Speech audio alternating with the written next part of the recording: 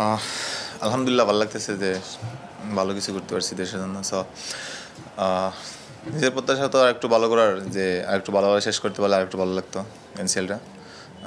আলহামদুলিল্লাহ আমি আমার জায়গাতে ভালো করবো ইনশাল্লাহ। এনসিএল এ আর এইচবি থেকে পার্থক্য দেখছেন কোনো?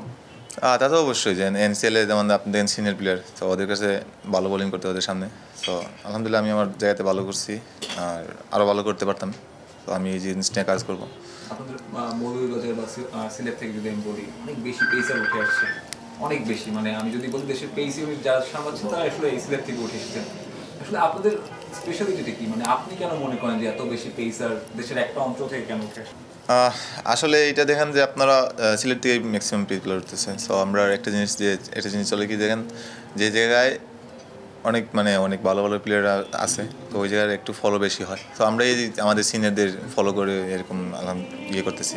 তো আমরা ওদেরকে ফলো করতেছি, ইভেন আমাদের জুনিয়রও হয়তো আমাদের ফলো করে উঠবে। তো আমরা এইভাবেই আগাইতেছি, আর ইনশাল্লাহ আরও আসবে। মানে আপনি যেটা বলতে চাইছেন সেটা হচ্ছে আইডোলজির বিষয়টা, মানে ইন্সপিরেশন বিষয়টা। যখন আপনি দেখছেন যে ইবাদত হোসেন ন্যাশনাল টিমে সার্ভিস দিচ্ছে, রাহি দিচ্ছে বা খালেদ দিচ্ছে, তখন জিনিসটা খুব ইন্সপায়ার করে। হ্যাঁ, তাও অবশ্যই, হ্যাঁ এটাই। তো আপনি আপনার চাইল্ডহুডে, মানে যতটুকু মনে পড়ে, কে আপনাকে সব থেকে বেশি ইন্সপায়ার করেছে ন্যাশনাল টিমে খেলতে, বা মনে হয়েছে যে না ক্রিকেটটা আমার হওয়া লাগবে? আসলে চাইল্ডহুড করতে বলে আমি আমার মামাতে ইন্সপায়ার হয়েছি বেশি। তো উনি আমার পিছনে অনেক শ্রম দিছে, আর উনি চাইতো যে আমি একদিন ন্যাশনাল টিমে খেলি। তো আমি আসলে ওনার স্বপ্ন পূরণের জন্য খেলতেছি। ইনশাল্লাহ আমি ওনার স্বপ্নতে আগাইতেছি, আর এটা আমারও স্বপ্ন যে এখন আমি একটা সময় ভালো ভালো খেলবো, ভালো জায়গায় খেলবো। সো আমি আমার প্ল্যানে আগাইতেছি আলহামদুলিল্লাহ। একমাত্র ওয়ালটন এসি দিচ্ছে 1 বছরের রিপ্লেসমেন্ট গ্যারান্টি। তোমার সেই স্বপ্নটা কি শুধু ভালো খেলবো, নাকি একটা দেশকে ট্রফি দিতে হবে? আসলে আমাদের দেশে এখন পর্যন্ত পারেনি। আসলে এটা ভালো খেলবো এটা না। সো আমি আমার জায়গাতে আমি চিন্তা করতেছি যে আমি যখনই ক্রিকেট শেষ করবো, দেশের জন্য কিছু একটা করবো ইনশাল্লাহ। যেমন আমাদের একটা ট্রফির অভাব আছে, তো আমি চাই একটা ট্রফি এনে দিতে ইনশাল্লাহ। আর আমি যখন ক্রিকেট শেষ করবো তখন আমি ওয়ার্ল্ডের টপ 5-10-এর মধ্যে দেখতেছি। মানে ক্রিকেটটা যখন শেষ করতে চান হ্যাঁ, তখন আপনি 5 অথবা 10-এ। আমার মনে হয় না এত বোল্ড কোনো স্টেটমেন্ট কেউ দিছে, এত বড় স্বপ্ন দেখার সাহসটা কই থেকে পান? আসলে এটা আমার অনেক ইচ্ছা, যে আমি ছোটোবেলা থেকেই যে এটা দেখতেছি। তো আমার ইচ্ছা আছে যে আমি ওয়ার্ল্ডের টপ 10-এর মধ্যে থাকতে হবে। ওয়ার্ল্ডের টপ 10 মধ্যে থাকছেন, খুবই সুন্দর স্বপ্ন। তবে আপনি কি মনে করেন যে তার জন্য আপনাকে আসলে অনেক দূরে যেতে হবে, অনেক বেশি হ্যাঁ, তা তো অবশ্যই। দেখেন, এই যেহেতু চিন্তা করছি, তো পরিশ্রম তো অনেক করতেই হবে। সো আমি আমার এইটা দিয়ে ভালো করতেছি, আলহামদুলিল্লাহ আমি আরও ভালো করবো ইনশাল্লাহ।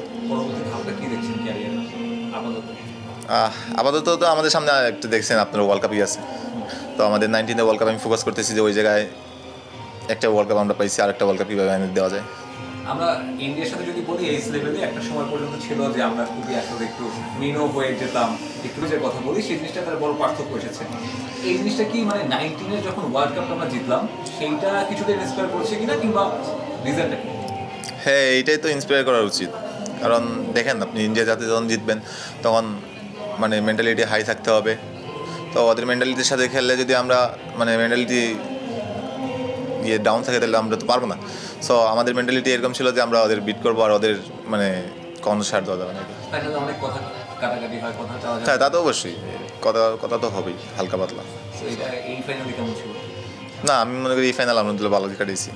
তেমন একটা কথাবার্তা হয় না, ইনশাল্লাহ ভালো কিছু করবো আমরা। ওই আগে ইন্ডিয়ার যে একটা ইন্ডিয়ান প্লেয়ারদের যে একটা ছোট করার মানসিকতা ছিল, আপনার কি মনে হয় সেটাও চেঞ্জ হয়েছে? এখন ইন্ডিয়াও মনে করে ফাইনালে আসলে বাংলাদেশ ফেভারিট হতে পারে? হ্যাঁ, তা তো অবশ্যই। যখন আমরা দেখেন ইন্ডিয়াকে একবার ফাইনালে ওয়ার্ল্ড কাপে হারাইছি, রিসেন্ট আমরা এশিয়া কাপে ইন্ডিয়াকে হারাইছি। তো ইন্ডিয়া এখন আমাদের নিয়ে একটু প্রেশারে থাকা উচিত আমাদের নিয়ে। এশিয়া কাপে ইন্ডিয়া কখনো ফাইনাল হারায় না, এবার হারছে। এবং এবার আপনারা শুধুমাত্র একবার হারান নাই, 2বার হারাইছে, প্র্যাকটিস ম্যাচে একবার হারাইছে। হ্যাঁ, তা তো অবশ্যই, যে আমাদের এখন চিন্তা শুধু ইন্ডিয়া টিম না, অনেক বড় বড় টিম আছে, ইংল্যান্ড, অস্ট্রেলিয়া, এরাও আছে। তো আমাদের টার্গেট যত বড় বড় টিমকে আমরা বিট করতে পারবো, এটাই আমরা চিন্তা করতেছি এখন। বিশ্বকাপে আপনি সম্ভবত মারুফ মৃধাকে পাচ্ছেন আপনাদের পেস ইউনিট, তাই তো? হ্যাঁ, অবশ্যই, যে মারুফ মৃধা আমাদের সাথে লং টাইম ক্যারি করবে না। সো আমরা এই জায়গাতে আর একটা নতুন পেস বোলার পাবো ইনশাল্লাহ। এবং আমি যদি বলি আপনার ক্রিকেটার হওয়ার শুরুটা কী হয়েছিল, কখন মনে করেছেন আসলে ন্যাশনাল টিমকে সার্ভিস দিতে পারবেন, বা এইজ লেভেলে এরকম এশিয়া কাপ যাবে শুরু স্বপ্ন? একটা জিনিস দেখেন, যে আমি যখন ছোটোকাল থেকে শুরু করছি, তখন আমার মামা আমাকে যে স্বপ্ন দেখাতো, যে তোমাকে একদিন টিভিতে খেলতেই হবে। আমার স্বপ্ন, তোমারও স্বপ্ন হয়তো হবে এটা। তো আমি ওনার স্বপ্নকে ফলো করতেছি, আর ইভেন আমি এটা এখন নিজের স্বপ্নকে রূপান্তর করতেছি। আপনার মামা ক্রিকেট খেলে? আমার মামা ক্রিকেট খেলতো এক সময়, তো আমার মানে আমি যেভাবে ফেসিলিটিস পাইতেছি এখন উনি এক সময় এটা পায় নাই। উনি আমাকে এখন বলে যে আমি যখন যদি ফেসিলিটি পাইতাম তখন আমিও হয়তো বড় কিছু, আমার ইচ্ছা ছিল বড় কিছু করার। তো উনি আলহামদুলিল্লাহ এখন দেশে নাই, মানে আপনার তো জানেন যে এর কারণে উনি দেশের বাইরে আছে। আচ্ছা আচ্ছা, তো আপনার কি মনে হয় যে এরকম সুযোগ সুবিধার অভাবে আরো অনেক ছেলে হয়তো হারিয়ে যায় বা পটেনশিয়াল থাকার পরে আসলে ওই আপনার মামা যেরকম আপনাকে হেল্প করছে, গাইডলাইনটা দিচ্ছে, এরকম সবাই পায় না? এরকম মনে হয়? একটা জিনিস কি দেখেন, আমি যে যেতে বড় হয়েছি ওই জায়গাতে একটা মানে আমার মতো একটা তৈরি হওয়াটা অনেক টাফ হয়ে যায়। সো এই জায়গাতে যদি আপনি দেখেন আপনার পিছনে অনেক সাপোর্ট থাকে, তো আপনি এই জায়গাতে গ্রো আপ করতে পারবেন। আর আমি এটা পাইতেছি, আলহামদুলিল্লাহ আমার ভালো লাগতেছে। ওই যেখান থেকে এসেছেন বললেন অনেকটা, কখনো মনে হয়েছে না আসলে ক্রিকেটটা চলছে না, ছেড়ে দেবো? না, আমি একটা জিনিস কি আমার ফ্যামিলিতে বলছিল যে একটা সময় ছেড়ে দাও। সো আমি ওদের বলছিলাম যে হ্যাঁ ছেড়ে দিব, আমি যেন একটু করতেছি, তো এতদিন করছি, আমি আরও 2টা বছর ট্রাই করি, দেখি কী হয়, তারপরে না হয় একটু করে চিন্তা ভাবনা করবো। তো ফ্যামিলি অনেক চাপ দিয়েছিল, তো আমি বলছিলাম না করবো না, আমি ছাড়বো না। তো আচ্ছা ফ্যামিলি বলছে তা আচ্ছা ঠিক আছে, এত বছর যখন শ্রম দিছি আর 2টা বছর দিয়ে দেখি।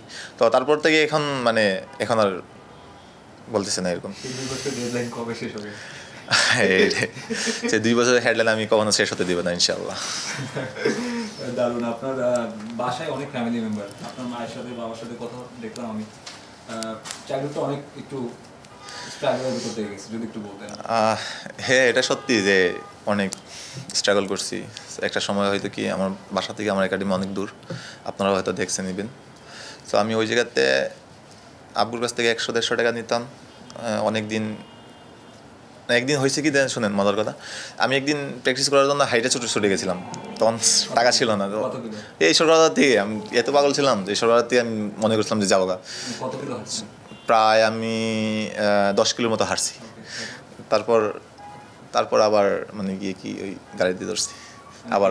একাডেমিতে চলে গেছে। হ্যাঁ আর প্রতিদিন 10 কিলো সাইকেল করে যাওয়া একদম। হ্যাঁ, তাও আমার মানে আমার যে বাজার থেকে আমার বাড়ি অনেক দূর, মানে প্রায় আপনার 3-4 কিলোর মতো হবে। তো ওই জায়গায় সাইকেল দিয়ে যাওয়া হতো। আর একাডেমিটা কি ফ্রি ছিল? হ্যাঁ, একাডেমিটা আমার জন্য ফ্রি করছিলাম রাসেল স্যার। সো আমাকে বলছিল যে ঠিক আছে তোর মানে এই সমস্যা, তো তোর জন্য একাডেমির বেতনটা ফ্রি করে দিলাম, তুই আসিস প্র্যাকটিস করিস। ওই বড় কিকব্যাক নিয়ে সাইকেল চালানো তো? হ্যাঁ না, তখন তো আসলে গিয়েছিলাম, তো কিটব্যাক কিনা হয় নাই, তো নিজেই যেতাম। আচ্ছা, এই একাডেমিতে কোনো স্মৃতি ছোটবেলায় যেটা খুব ইন্সপায়ার করছে? তা তো অবশ্যই যে দেখেন আমি যখন ছোটো ছিলাম মানে একাডেমিতে যেতাম, তো ওই জায়গায় অনেক বড় ভাইরা ছিল, অনেক নাম ছিল যে ওই জায়গায় খেলতেছে, উনি ওই জায়গায় খেলতেছে। তো আমার যেমন ধরেন এই আপনি দেখেন তখন রুয়েল মিয়া ছিল, 19-এ খেলতো, সবাই বলতো যে রুয়েল ভাই 19-এ খেলতেছে। ইভেন ওই যে আমাদের লেগ স্পিনার সাকিব, উনি 19-এর এই যে স্পিন হান্ট থেকে 19-এ ঢুকছে। সো ওইগুলো অনেক ইন্সপায়ার করছে আমার, যে না ওরা যদি যেতে পারে তো আমিও যেতে পারবো ইনশাআল্লাহ। সো এই যে না বিগেসপিতে আমি যাই নাই কখনো, 14 খেলা হয়েছে। সো আর ইভেন কি দেখেন আমি ফাহাদ আমরা আন্ডার-12 থেকে খেলতেছি, তো আমাদের মধ্যে ভালো একটা ফ্রেন্ডশিপ আছে, আর বোর্ডিংও আছে যে আমরা ইভেন কি সবসময় আমরা একসাথেই খেলতাম। লাস্ট মানে 18টা আমাদের সাথে একসাথে খেলা হয়নি, আমি ওর এক ব্যাচ সিনিয়র মানে এক ব্যাচ আগে খেলছি। তো আলহামদুলিল্লাহ ভালো লাগতেছে, ইভেন 19-এ এসে এবার একসাথে খেলতেছি। তো আমরা ইনশাল্লাহ আমরা ভালো কিছু করবো। এটা তো আপনারা দেখতেই পারতেছেন কে বেশি পপুলার। নিজেকে বলার কিছু নেই। তো ধন্যবাদ।